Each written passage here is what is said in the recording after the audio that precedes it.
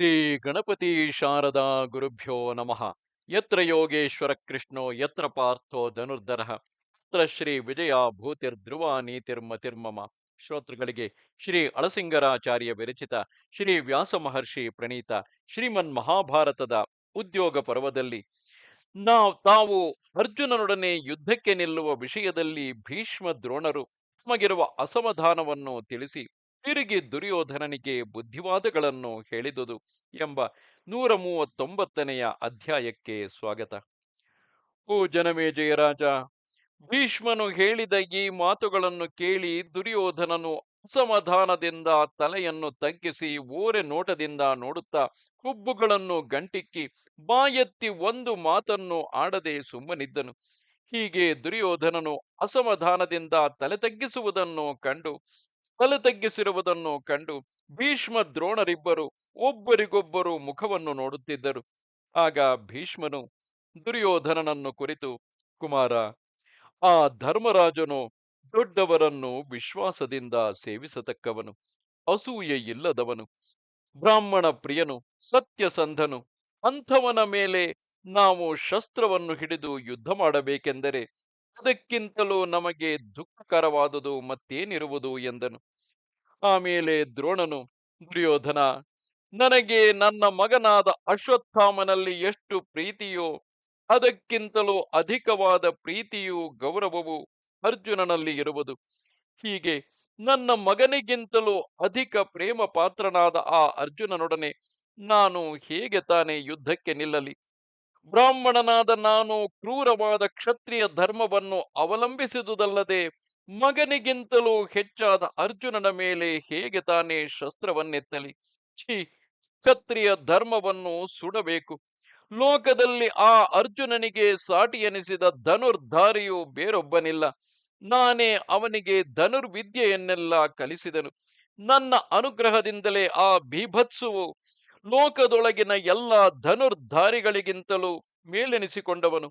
ಮಿತ್ರದ್ರೋಹಿಯು, ದುಷ್ಟ ಸ್ವಭಾವವುಳ್ಳವನು, ನಾಸ್ತಿಕನು, ವಂಚಕನು, ಮೂರ್ಖನೂ ಆದವನು, ಯಜ್ಞ ಸಭೆಯಲ್ಲಿ ಬಂದು ಕುಳಿತ ಮೂಢನಂತೆ ಸಜ್ಜನರಲ್ಲಿ ಸತ್ಕಾರವನ್ನು ಪಡೆಯಲಾರನು. ಪಾಪ ಬುದ್ಧಿಯುಳ್ಳವನು, ಇತರರಿಂದ ಅನೇಕ ವಿಧವಾಗಿ ಪಾಪ ಕಾರ್ಯಗಳಿಂದ ನಿವಾರಿಸಲ್ಪಟ್ಟರು ಪಾಪಗಳಲ್ಲಿಯೇ ಪ್ರವರ್ತಿಸುವನು. ಪುಣ್ಯಾತ್ಮನಾದವನನ್ನು ಇತರರು ಪಾಪ ಕಾರ್ಯಕ್ಕೆ ಪ್ರೇರಿಸಿದರು ಅವನು ಒಳ್ಳೆಯ ಕಾರ್ಯದಲ್ಲಿಯೇ ಪ್ರವರ್ತಿಸುವನು. ಅದರಂತೆಯೇ ಆ ಪಾಂಡವರನ್ನು ನೀನು ಅನೇಕ ವಿಧದಿಂದ ವಂಚಿಸಿ ಕಷ್ಟಪಡಿಸಿದ್ದರು ಅವರು ನಿನಗೆ ಪ್ರಿಯವನ್ನೇ ಬಯಸುವರು. ನಿನ್ನ ಪ್ರವರ್ತನೆಗಳಾದರೂ ಅವರಿಗೆ ಕೆಡುಕನ್ನೇ ಬಯಸುತ್ತಿರುವವು.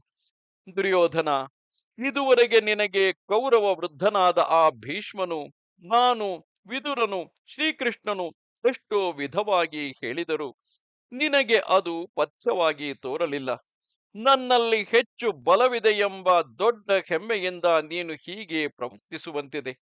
ವರ್ಷಾಕಾಲದಲ್ಲಿ ಭಯಂಕರಗಳಾದ ಮೀನು, ಮೊಸಳೆ ಮುಂತಾದ ಕ್ರೂರ ಜಂತುಗಳಿಂದ ತುಂಬಿದ ಗಂಗಾ ಪ್ರವಾಹವನ್ನು ಕೈಯಿಂದಲೇ ಈಜಿಕೊಂಡು ಹೋಗಲೆಳೆಸುವ ಮೂಢನಂತೆ ನೀನು ಆ ನಿನ್ನ ಬಲವನ್ನು ನಂಬಿಕೊಂಡು ಪಾಂಡವರನ್ನು ಜಯಿಸಬಹುದೆಂದು ತಿಳಿದಿರುವಂತಿದೆ. ಒಬ್ಬನು ಮುಡಿದು ಬಿಸಾಡಿದ ಪುಷ್ಪ ಮಾಲಿಕೆಯನ್ನು ತೆಗೆದು ತನ್ನ ಕೊರಳಿಗೆ ಹಾಕಿಕೊಂಡು ಆನಂದಿಸುವ ಅಲ್ಪನಂತೆ ನೀನು ರಾಜ್ಯ ಲೋಭದಿಂದ ಆ ಧರ್ಮರಾಜನ ರಾಜ್ಯವನ್ನು ಅನುಭವಿಸುತ್ತಾ ಅದಕ್ಕಾಗಿ ಹಿಗ್ಗುತ್ತಿರುವೆ. ಬಟ್ಟೆಯನ್ನು ಮೇಲೆ ಮುಚ್ಚಿಕೊಂಡು ತನಗೆ ಶಸ್ತ್ರ ಭಯವಿಲ್ಲವೆಂದು ನಂಬುವ ಅಜ್ಞನಂತೆ ನೀನು ನಿನ್ನ ಸೇನಾ ಬಲವನ್ನು ನಂಬಿಕೊಂಡು ಪಾಂಡವರನ್ನು ಎದುರಿಸುತ್ತಿರುವೆ.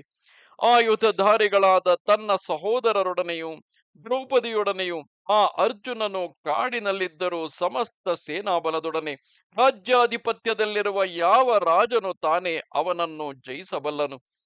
ಯಾವನ ಆಜ್ಞೆಯಲ್ಲಿ ಯಕ್ಷರೆಲ್ಲ ಕಿಂಕರರಂತಿರುವರು ಅಂತಹ ಕುಬೇರನಲ್ಲಿಯೇ ಧರ್ಮರಾಜನು ತನ್ನ ಕೈಯನ್ನು ತೋರಿಸಬಲ್ಲನು.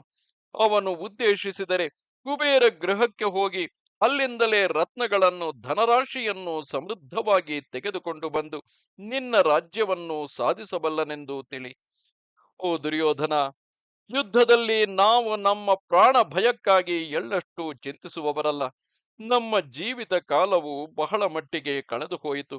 ಎಷ್ಟೋ ದಾನಗಳನ್ನು ಮಾಡಿದೆವು, ಅಗ್ನಿ ಕಾರ್ಯಗಳನ್ನು ನಡೆಸಿದೆವು, ಅಧ್ಯಯನವನ್ನು ಮುಗಿಸಿದುದಾಯಿತು.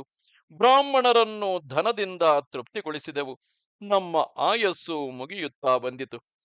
ನಾವು ನಮ್ಮ ಜೀವಿತದಲ್ಲಿ ಕೃತಕೃತ್ಯರಾದುದರಿಂದ ಯುದ್ಧದಲ್ಲಿ ಸಾಯುವುದಕ್ಕಾಗಿ ಸ್ವಲ್ಪವೂ ಚಿಂತಿಸುವುದಿಲ್ಲ. ನೀನಾದರೂ ಇನ್ನೂ ಎಳೆಯ ವಯಸ್ಸಿನವನು, ಇನ್ನು ಬಹುಕಾಲದವರೆಗೆ ಬದುಕಬೇಕಾದವನು. ಹೀಗಿರುವಾಗ ಈಗಲೇ ನೀನು ಪಾಂಡವರೊಡನೆ ಯುದ್ಧವನ್ನು ಹೂಡಿ ನಿನ್ನ ಮುಂದಿನ ಸುಖವನ್ನು, ರಾಜ್ಯವನ್ನು, ಮಿತ್ರರನ್ನು, ಧನವನ್ನು ಕಳೆದುಕೊಂಡು ಮಹಾ ವ್ಯಸನಕ್ಕೆ ಗುರಿಯಾಗುವೆ ಎಂಬುದಕ್ಕಾಗಿಯೇ ನಾವು ಯೋಚಿಸುವೆವು. ಕುಮಾರ, ಅಷ್ಟೇಕೆ, ಮಹಾ ತಪಸ್ವಿನಿಯೂ ಸತ್ಯವಾದಿನಿಯೂ ಮಹಾಪತಿವ್ರತೆಯೂ ಆದ ಆ ದ್ರೌಪದಿಯು ಮನಸ್ಸಿನಲ್ಲಿ ಯಾರಿಗೆ ಜಯವನ್ನು ಕೋರುತ್ತಿರುವಳೋ ಅಂತಹ ಧರ್ಮರಾಜನನ್ನು ನೀನು ಹೇಗೆ ತಾನೇ ಜಯಿಸಬಲ್ಲೆ? ಯಾವನಿಗೆ ಸಾಕ್ಷಾತ್ ದೇವದೇವನಾದ ಜನಾರ್ದನನೇ ಮಂತ್ರಿಯಾಗಿಯೂ ಎಲ್ಲ ಶಸ್ತ್ರಧಾರಿಗಳಲ್ಲಿಯೂ ಮೇಲೆನಿಸಿದ ಧನಂಜಯನೇ ಒಡಹುಟ್ಟಿದವನಾಗಿಯೂ ಇರುವನೋ ಅಂತಹ ಯುಧಿಷ್ಠಿರನನ್ನು ನೀನು ಹೇಗೆ ತಾನೇ ಜಯಿಸಬಲ್ಲೆ?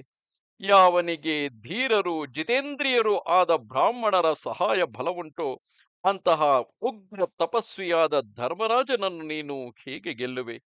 ದುರ್ಯೋಧನ, ಮತ್ತೊಮ್ಮೆ ನಾನು ಹೇಳುವೆನು, ತನಗೆ ಇಷ್ಟರಾದವರು ಮಹಾವ್ಯಸನ ಸಮುದ್ರದಲ್ಲಿ ಮುಳುಗಿ ಹೋಗುತ್ತಿರುವಾಗ ಅವರಿಗೆ ಹಿತೈಷಿಯಾದವನು ಹೇಗೆ ಹೇಳಬೇಕು ಅದನ್ನು ಅನುಸರಿಸಿ ನಾನು ಬಾರಿ ಬಾರಿಗೂ ಹೇಳುತ್ತಿರುವೆನು. ಈಗ ಯುದ್ಧ ಪ್ರಯತ್ನವನ್ನು ಬಿಟ್ಟು ಬಿಡು.